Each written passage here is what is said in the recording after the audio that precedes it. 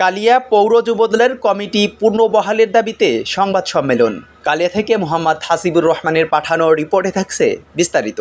নড়াইলের কালিয়া পৌর যুবদলের সদ্য বিলুপ্ত আহ্বায়ক কমিটি পুনর্বহালের দাবিতে সংবাদ সম্মেলন করেছে ওই কমিটির আহ্বায়ক মোহাম্মদ বখতিয়ার হোসেন ও সদস্য সচিব গোলাম মশরু পল্টু। বৃহস্পতিবার বিকাল ৫টায় কালিয়া প্রেস ক্লাব হলরুমে এ সংবাদ সম্মেলন করেন তারা। সংবাদ সম্মেলনে লিখিত বক্তব্য বিলুপ্ত কমিটির আহ্বায়ক মোহাম্মদ বখতিয়ার হোসেন বলেন, যে দোষে দোষী করে যুবদলের জেলা কমিটির সদস্য সাধারণ সম্পাদক আমাদের কালিয়া পৌর যুবদলের কমিটি বিলুপ্ত করেছে, সেই অভিযোগ সম্পূর্ণ মিথ্যা ও ভিত্তিহীন। এছাড়াও কালিয়া পুর যুবদল কমিটি যখন অনুমোদন হয়, একই সময়ে কালিয়া উপজেলা যুবদল কমিটি গঠন হয়, কিন্তু আরও ব্যক্তিগত স্বার্থ হাসিল করার জন্য উপজেলা কমিটি বহাল রেখে কালিয়া পৌর কমিটি বিলুপ্ত করেছে। এর থেকে বোঝা যায় যে একটি মহল তাদের ব্যক্তিগত স্বার্থ হাসিল করার জন্য আমাদের কমিটি বিলুপ্ত করেছে। এ বিষয়ে সদ্য বিলুপ্ত পৌর যুবদল কমিটির সদস্য সচিব গোলাম মশরু পল্টু তার বক্তব্যে বলেন, তাদের কোনো খুঁত থাকলেও আমার রাজনীতিতে বিন্দুমাত্র খুঁত নেই। আমি সর্বদা ক্লিন ইমেজের সাথে রাজনীতি করে আসছি। বিগত সরকারের আমলে কয়েকটি নাশকতা মামলায় বারবার করা বরণ করেছি। আমি সবসময় রাজপথে থেকে জাতীয়তাবাদী দলের রাজনীতি করে আসছি। সংবাদ সম্মেলনে মোহাম্মদ বখতিয়ার হোসেন ও গোলাম মশরু পল্টু জেলা যুবদল কমিটির সভাপতি ও সাধারণ সম্পাদক এবং কেন্দ্রীয় যুবদল কমিটির নিকট কালিয়া পৌর যুবদলের কমিটি পুনর্বহালের দাবি করেন।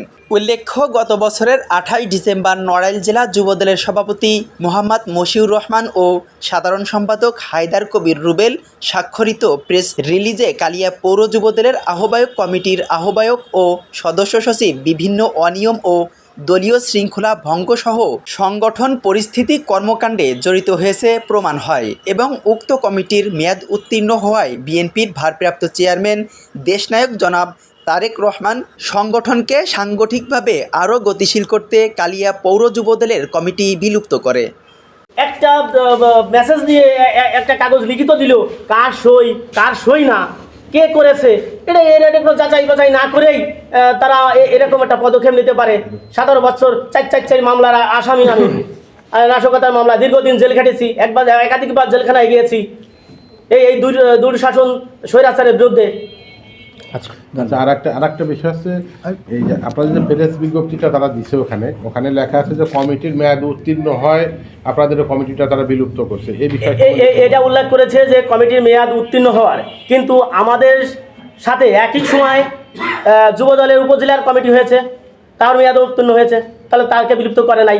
ছাত্রদল আমাদের আগে উত্তোলন হয়েছে, তা বিলুপ্ত করে নাই। এমনকি জেলা বিএমপিও মেয়াদ উত্তীর্ণ বিএমপি, সে বিএমপিরও কমিটি বিলুপ্ত নয়। শুধুমাত্র কি যুবদল কালিয়ায় পল্টু আর বখতিয়ার মোল্লাই কি দোষী? এদের কি কমিটি বিলুপ্ত হয়েছে? আর কারোর কমিটি বিলুপ্ত হয় নাই। এই কারণে আপনাদের বহিষ্কার করা হয়েছে, সেটা আপনাকে ব্যক্তিগত, ওনাকে না। আমি বালি ব্যবসার সাথে জড়িত না। আমি শুনেছি যে আমার ছোটো ভাই ব্যবসা করে। আমি ওখানে কখনো যাইনি, বা কোথায় ব্যবসা করতেছে তাও আমি কোনোদিন দেখতেও যাইনি। আমি লোক মারুভাতে কালিয়ায় আমার একটা মিটিং ছিল।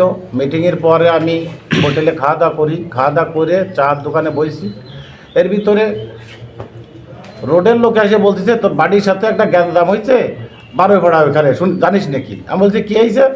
বা এক সাংবাদিক ঘুষির টাকা নিয়েছিল, সেই ঘুষির টাকা তার আদায় করে রাখার জন্য তারে ওইখানে ঠেকাইছে। এই কথা শুনে আমি দেখলাম যে একটা ঘটনা ঘটেছে, তাহলে তো আমার জাতি হয়। তখন আমি এই ঘটনার 1-1.5 ঘন্টা পরে আমি ওই ঘটনাস্থলে পৌঁছই। ঘটনাস্থলে পৌঁছানোর পরে আমি তাই দেখি, তাকে আমি আগের থেকেই চিনি, আমার খুব পরিচিত মুখ, এবং তার সাথে অনেক আগের থেকেই চেনা জানা। সে আমাদের আত্মীয় হয়। সাথে সাথে আমার ছোটো ভাইকে আমি বেশি কথা বলি যাই, তুই বিয়াদব এগুলো করেছিস কেন, আর তুই টাকা দিছিস তা মাসিবা জানবে কেন করে কমিটি বিলুপ্ত করা হয়েছে।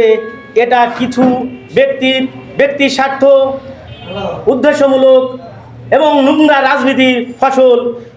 এরা কখনো সুফল রাজনীতি করে না।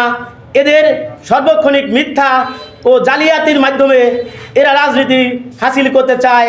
আপনাদের লেখনির মাধ্যমে আমি এর তীব্র নিন্দা ও প্রতিবাদ জানাই। প্রিয় সাংবাদিক ভাইরা, আমি বিশ্বাস করি সাংবাদিক সমাজ জাতির সকল অন্যায় অসঙ্গতি তুলে ধরে সেই লক্ষ্যে আমি আশা করি আমার উপরোধ বক্তব্য আপনাদের লেখনীর মাধ্যমে প্রকাশ করে জাতির সামনে তুলে ধরবেন। প্রিয় সাংবাদিক ভাইরা,